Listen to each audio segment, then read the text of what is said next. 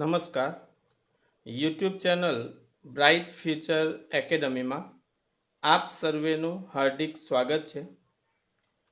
આજે આપણે ધોરણ 11 કોમર્સ વિષય છે અર્થશાસ્ત્ર ઇકોનોમિક્સ, જેમાં ચેપ્ટર નંબર 3 માંગ વિશે અભ્યાસ કરવાના છે.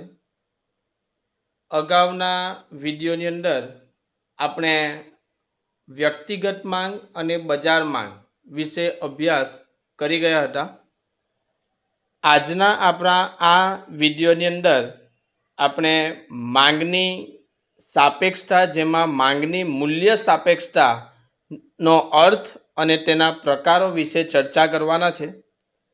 શરૂઆત કરીએ માંગની સાપેક્ષતા. તો સૌપ્રથમ આપણે જાણીએ કે માંગની સાપેક્ષતા કોને કહેવાય. તો અહીં દર્શાવ્યું છે કે માંગને અસર કરતા પરિબળોમાં ફેરફાર થવાથી માંગમાં થતો ફેરફાર એ માંગની સાપેક્ષતા દર્શાવે છે. તો આપણે સૌ જાણીએ છીએ કે માંગને અસર કરતા પરિબળો, જેમાં કિંમત અને કિંમત સિવાયના પણ કેટલાક પરિબળો છે. તો આ કિંમત અને કિંમત સિવાયના કેટલાક પરિબળોમાં ફેરફાર થવાના કારણે વસ્તુની માંગમાં પણ ફેરફાર થાય છે. આપણે માંગના નિયમની અંદર જોઈ ગયા કે વસ્તુની કિંમત વધે તો વસ્તુની માંગ ઘટે છે, અને એના કરતાં વિરુદ્ધ વસ્તુની કિંમત ઘટે તો વસ્તુની માંગ વધે છે. આવી જ રીતે કિંમત સિવાયના પણ કેટલાક પરિબળો છે કે જેમાં ફેરફાર થવાના કારણે વસ્તુની માંગમાં પણ ફેરફાર થાય, અને આ પરિબળોમાં ફેરફાર થવાથી માંગમાં જે ફેરફાર થાય છે તે માંગની સાપેક્ષતા દર્શાવે છે. તો આ ઉપર પરથી આપણે એટલું સાબિત કરી શકીએ, સ્પષ્ટ કરી શકીએ કે માંગ એ સ્વતંત્ર પરિબળ નથી. માંગમાં જે ફેરફાર થાય છે એ અન્ય પરિબળો પર ફેરફાર થવાના કારણે માંગમાં ફેરફાર થાય છે. તો માંગ એ સ્વતંત્ર પરિબળ નથી, પરંતુ માંગ એ આધારિત પરિબળ છે. માંગમાં ફેરફાર થાય છે એ બીજા અન્ય પરિબળોને આધારે ફેરફાર થાય છે. આપણે માંગની સાપેક્ષતા, તો માંગની સાપેક્ષતામાં 3 પ્રકારની સાપેક્ષતા છે. માંગની મૂલ્ય સાપેક્ષતા, માંગની આવક સાપેક્ષતા અને માંગની પ્રતિમૂલ્ય સાપેક્ષતા. તો આજના આ વિડીયોની અંદર આપણે માંગની મૂલ્ય સાપેક્ષતા વિશે ચર્ચા કરીએ. શરૂઆત કરીએ માંગની મૂલ્ય સાપેક્ષતા. તો સૌપ્રથમ આપણે માંગની મૂલ્ય સાપેક્ષતા કોને કહેવાય એનો અર્થ જોઈ લઈએ. તો કોઈ પણ વસ્તુની માંગમાં થતો ટકાવારી ફેરફાર અને વસ્તુની કિંમતમાં થતા ટકાવારી ફેરફારના ગુણોત્તરને માંગની મૂલ્ય સાપેક્ષતા કહે છે. આપણે જાણીએ છીએ કે વસ્તુની માંગમાં જે ફેરફાર થાય છે તે અને વસ્તુની કિંમતમાં જે ફેરફાર થાય છે તે, આ બંનેના ટકાવારી ફેરફારને ગુણોત્તર સ્વરૂપમાં દર્શાવીએ અને જે આપણને મૂલ્ય મળે એ માંગની મૂલ્ય સાપેક્ષતા કહે છે. તો અહીં માંગની મૂલ્ય સાપેક્ષતા કોને કહેવાય? તો કે કોઈ પણ વસ્તુની માંગમાં થતો ટકાવારી ફેરફાર અને વસ્તુની કિંમતમાં થતા ટકાવારી ફેરફારના ગુણોત્તરને માંગની મૂલ્ય સાપેક્ષતા કહે છે. ત્યાર પછી આપણને માંગની મૂલ્ય સાપેક્ષતાનો બીજો એક અર્થ જે પ્રોફેસર માર્શલે આપ્યો છે. પ્રોફેસર માર્શલના મત મુજબ વસ્તુની માંગની મૂલ્ય સાપેક્ષતા વધારે કે ઓછી ક્યારે હોઈ શકે? તો વસ્તુની માંગની મૂલ્ય સાપેક્ષતા વધારે કે ઓછી છે એનો આધાર કિંમતમાં ઘટાડો થવાના કારણે, આપણે સૌ જાણીએ છીએ કે માંગમાં વધારો થાય છે, તો કિંમત ઘટવાને કારણે માંગમાં જે વધારો થાય છે એ મોટા પ્રમાણમાં વધારો થાય છે કે નાના પ્રમાણમાં વધારો થાય છે? અને આનાથી વિરુદ્ધ, જ્યારે કિંમતમાં વધારો થાય છે તો તેના કારણે માંગમાં જે ઘટાડો થાય છે તો એ ઘટાડો મોટા પ્રમાણમાં ઘટે છે કે પછી નાના પ્રમાણમાં ઘટે છે? આ માંગમાં વધારો કેટલા પ્રમાણમાં થાય છે અને માંગમાં ઘટાડો કેટલા પ્રમાણમાં થાય છે, મોટા પ્રમાણમાં થાય છે કે પછી ઓછા પ્રમાણમાં થાય છે, તો એને આધારે માંગની મૂલ્ય સાપેક્ષતા વધારે છે કે ઓછી છે એ આપણે નક્કી કરી શકીએ. આવું પ્રોફેસર માર્શલે કીધું છે કે વસ્તુની માંગની મૂલ્ય સાપેક્ષતા વધારે છે કે ઓછી છે એ શાના ઉપર આધાર રાખે છે? તો આ જે મૂલ્ય સાપેક્ષતા વધારે છે કે ઓછી છે એનો આધાર વસ્તુની કિંમત ઘટે તો એને કારણે વસ્તુની માંગ વધે છે, તો વસ્તુની માંગમાં જે વધારો થાય છે એ મોટા પ્રમાણમાં થાય છે કે ઓછા પ્રમાણમાં થાય છે? અને જ્યારે કિંમત વધે છે તો તેનાથી માંગ ઘટે છે, તો મોટા પ્રમાણમાં ઘટે છે કે પછી નાના પ્રમાણમાં ઘટે છે એના ઉપર રહેલો છે. ત્યાર પછી આપણે જોશું માંગની મૂલ્ય સાપેક્ષતા શોધવા માટેનું સૂત્ર. તો માંગની મૂલ્ય સાપેક્ષતા શોધવાનું સૂત્ર અહીં દર્શાવ્યું છે. માંગમાં થયેલ ટકાવારી ફેરફાર છેદમાં કિંમતમાં થયેલ ટકાવારી ફેરફાર. આપણે ઉપર વ્યાખ્યામાં જોઈ ગયા કે એને ગુણોત્તર સ્વરૂપમાં દર્શાવવામાં આવે, તો અહીં ભાગાકાર એટલે ગુણોત્તર સ્વરૂપમાં જ દર્શાવ્યું છે સૂત્રની અંદર કે માંગની મૂલ્ય સાપેક્ષતા બરાબર માંગમાં થયેલ ટકાવારી ફેરફાર છેદમાં કિંમતમાં થયેલ ટકાવારી ફેરફાર. આ માંગની મૂલ્ય સાપેક્ષતાનું સૂત્ર છે. હવે આપણે માંગની મૂલ્ય સાપેક્ષતાના પ્રકારો જોઈએ. મિત્રો, અહીં માંગની મૂલ્ય સાપેક્ષતાના 5 પ્રકારો છે. નંબર 1 સંપૂર્ણ મૂલ્ય સાપેક્ષ માંગ. નંબર 2 સંપૂર્ણ મૂલ્ય અનપેક્ષ માંગ. નંબર 3 એકમ મૂલ્ય સાપેક્ષ માંગ. નંબર 4 મૂલ્ય સાપેક્ષ માંગ અને નંબર 5 મૂલ્ય અનપેક્ષ માંગ. આ 5 માંગની મૂલ્ય સાપેક્ષતાના પ્રકારોને આપણે વિસ્તૃતમાં ઉદાહરણ દ્વારા સમજીશું.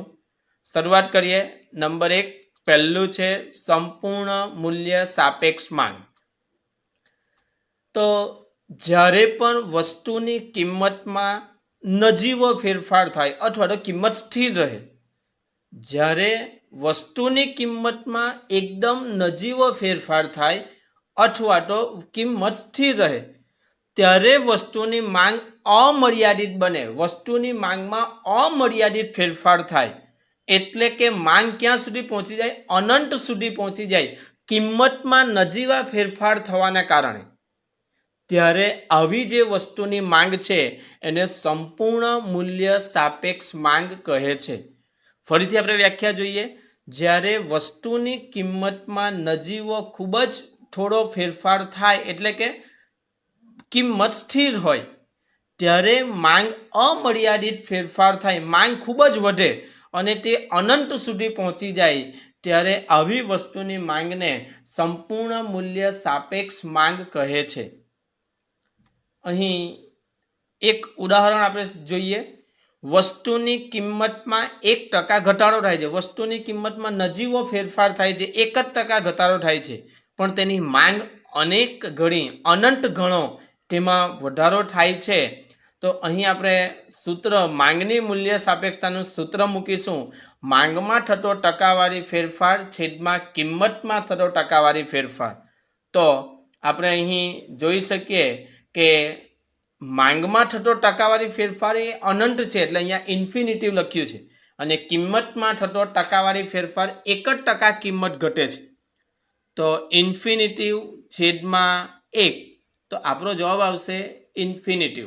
એનો મતલબ કે અહીં આવી વસ્તુની માંગ એ સંપૂર્ણ મૂલ્ય સાપેક્ષ માંગ કહે છે. આપણે આકૃતિમાં પણ જોઈ શકીએ છીએ કે કિંમત સ્થિર છે જ્યારે તેની માંગ એ અનંત ગણી વધતી જતી આપણને જોવા મળે છે. આ આપણી માંગની મૂલ્ય સાપેક્ષતાનો પહેલો પ્રકાર, સંપૂર્ણ મૂલ્ય સાપેક્ષ માંગ, જેમાં કિંમતમાં નજીવો ફેરફાર થાય છે અને માંગ અમર્યાદિત બની જાય છે. નંબર 2, બીજા નંબરનો આપણો જે માંગની મૂલ્ય સાપેક્ષતાનો પ્રકાર છે સંપૂર્ણ મૂલ્ય અનપેક્ષ માંગ. અહીં જોઈએ આપણે, જ્યારે વસ્તુની કિંમતમાં ગમે તેટલો ફેરફાર થાય, ગમે તેટલી વસ્તુની કિંમત વધે કે ઘટે, પરંતુ તે વસ્તુની માંગ સ્થિર છે, માંગમાં કોઈ ફેરફાર થતો નથી. વસ્તુની કિંમતમાં ગમે તેટલો વધારો કે ઘટાડો થાય પરંતુ વસ્તુની માંગ સ્થિર જ રહેતી હોય, તો આવી વસ્તુની માંગને સંપૂર્ણ મૂલ્ય અનપેક્ષ માંગ કહે છે. અહીં આ પ્રકારને પણ આપણે એક ઉદાહરણ દ્વારા સમજીએ તો વસ્તુની કિંમતમાં 10%નો વધારો થયો, પરંતુ વસ્તુની માંગમાં કોઈ ફેરફાર થયો નથી. વસ્તુની માંગ શૂન્ય, જેટલી છે તેટલી ને તેટલી જ છે, ભલે વસ્તુની કિંમતમાં વધારો થયો. તો આવી વસ્તુની માંગ, જ્યારે આ કિંમતમાં વધારો થયો પરંતુ માંગમાં કોઈ ફેરફાર નથી થયો, તો આવી વસ્તુની માંગને મૂલ્ય અનપેક્ષ માંગ કહે છે. તો અહીં પણ આપણે એને સૂત્રમાં મૂકીને સમજીએ. સૂત્ર છે માંગમાં થતો ટકાવારી ફેરફારના છેદમાં કિંમતમાં થતો ટકાવારી ફેરફાર. તો આપણે જોયું કે વસ્તુની કિંમતમાં 10% વધારો થયો, પણ અહીંયા વસ્તુની માંગમાં કોઈ ફેરફાર જ નથી થયો, તો એમાં 0% અને વસ્તુની કિંમતમાં 10% વધારો થયો. એટલે અહીં આપણી સંપૂર્ણ મૂલ્ય અનપેક્ષ માંગ હશે ત્યારે એનો જે મૂલ્ય સાપેક્ષતા જોશું તો મૂલ્ય અનપેક્ષ માંગ શૂન્ય કહેવાય. અહીં આકૃતિમાં પણ દર્શાવ્યું છે કે જ્યારે કિંમત આપણી વધે છે, 2 રૂપિયાથી વધીને 4 રૂપિયા, 4 રૂપિયાથી વધીને 6 રૂપિયા, તો માંગ ઘટતી પણ નથી અને માંગ વધતી પણ નથી. આપણે આકૃતિમાં જોઈ શકીએ છીએ કે માંગ જે છે એ 4 એકમની સ્થિર જ રહેલી છે. જ્યારે આ પ્રકારની પરિસ્થિતિ હોય તો આવી વસ્તુની માંગને સંપૂર્ણ મૂલ્ય અનપેક્ષ માંગ કહે છે. તો અહીં બીજા પ્રકારની અંદર કિંમતમાં ગમે તેટલો ફેરફાર થાય, વધે કે ઘટે, પરંતુ તેની માંગ સ્થિર રહેતી હોય છે. નંબર 3, ત્રીજા નંબરનો પ્રકાર આપણે જોઈશું એકમ મૂલ્ય સાપેક્ષ માંગ. અહીં જે વસ્તુની કિંમત અને વસ્તુની માંગ બંનેમાં જે ટકાવારી ફેરફાર થાય છે, આ ફેરફારો એક સમાન હોય, એક સરખો ફેરફાર થતો હોય, ત્યારે આવી વસ્તુની માંગને એકમ મૂલ્ય સાપેક્ષ માંગ અથવા સપ્રમાણ મૂલ્ય સાપેક્ષ માંગ કહે છે. અહીં વસ્તુની કિંમત અને વસ્તુની માંગ આ બંને વચ્ચે જ્યારે ટકાવારી જે ફેરફાર થાય અને એ ટકાવારી ફેરફાર જો એક સરખો હોય, એક સમાન હોય, તો આવી વસ્તુની માંગને એકમ મૂલ્ય સાપેક્ષ માંગ અથવા સપ્રમાણ મૂલ્ય સાપેક્ષ માંગ કહે છે. અહીં આ બાબતને ફરીથી એક ઉદાહરણ દ્વારા સમજીએ.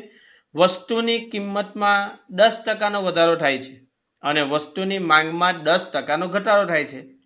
તો અહીં આપણે જોઈ શકીએ છીએ કે વસ્તુની કિંમતમાં 10% જ વધારો થાય છે અને વસ્તુની માંગમાં પણ 10% જ ઘટાડો થાય છે. તો અહીં ફરીથી આપણે સૂત્રમાં કિંમત મૂકીશું.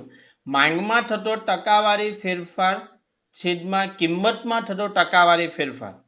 તો માંગમાં ઘટાડો થાય છે તો ઉપર આપણે લખ્યું છે 10 અને છેદમાં કિંમતમાં 10% વધારો થાય છે તો લખ્યું છે 10.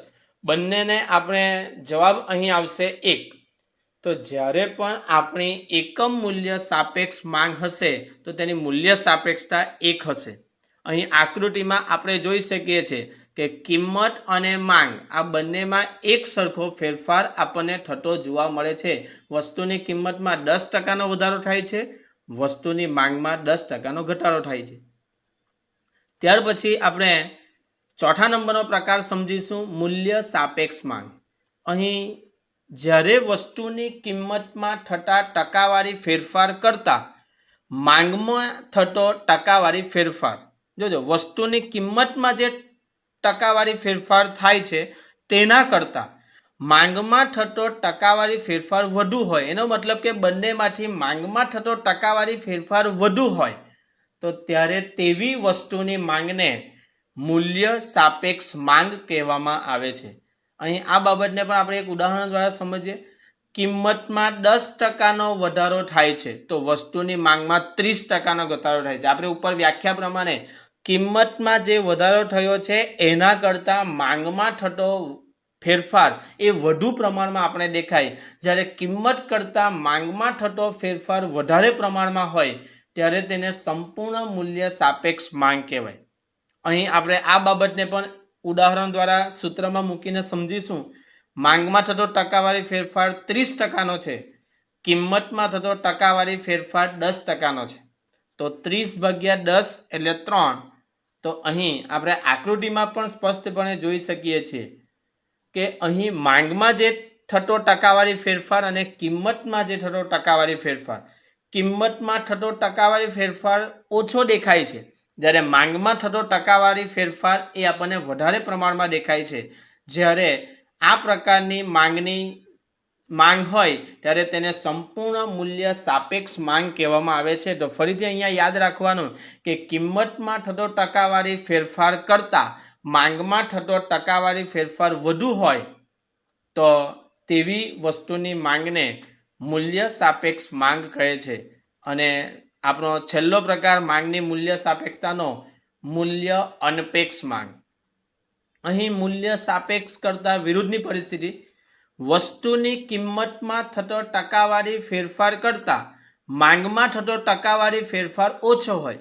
મૂલ્ય સાપેક્ષ માંગમાં આપણે જોઈ ગયા કે કિંમતમાં થતો ટકાવારી ફેરફાર ઓછો હોય ને માંગમાં થતો ટકાવારી ફેરફાર વધારે હોય. અહીંયા એના કરતાં વિરુદ્ધની પરિસ્થિતિ છે. અહીં કિંમતમાં થતો ટકાવારી ફેરફાર વધુ છે અને માંગમાં થતો ટકાવારી ફેરફાર ઓછો છે.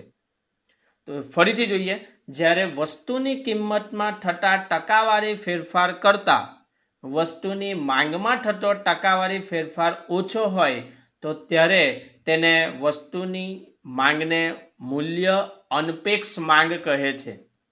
અહીં ટાઈપિંગ મિસ્ટેક છે. મૂલ્ય અનપેક્ષ માંગ આપણે કહીશું. દાખલા તરીકે અહીં એક ઉદાહરણ આપ્યું છે. વસ્તુની કિંમતમાં 50% ઘટાડો થાય ત્યારે વસ્તુની માંગમાં 10% વધારો થાય છે. જોજો, વસ્તુની કિંમતમાં જે ફેરફાર થાય છે એ વધારે છે અને વસ્તુની માંગમાં જે ફેરફાર થાય છે એ ઓછો છે. તો આવી પ્રકારની જે વસ્તુની માંગ છે એને મૂલ્ય અનપેક્ષ માંગ કહેવામાં આવે છે. તો અહીં એની મૂલ્ય સાપેક્ષતા શોધીશું તો માંગમાં થતો ટકાવારી ફેરફાર 10% અને કિંમતમાં થતો ટકાવારી ફેરફાર 50%. તો 10/50 એટલે 0.5. તો અહીં આપણે આકૃતિમાં પણ જોઈ શકીએ છીએ કે કિંમતમાં જે થતો ટકાવારી ફેરફાર છે એ વધારે પ્રમાણ છે, 50% ફેરફાર થાય છે, જ્યારે માંગની અંદર 10%નો જ વધારો થાય છે.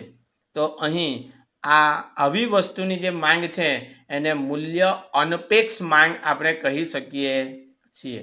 મિત્રો, અહીં આપણા માંગની મૂલ્ય સાપેક્ષતાના પ્રકારો પૂર્ણ થાય. જો આપને આ વિડીયો ગમ્યો હોય તો વિડીયોને લાઈક કરો, એને શેર કરો, એને સબસ્ક્રાઈબ કરો. ધન્યવાદ.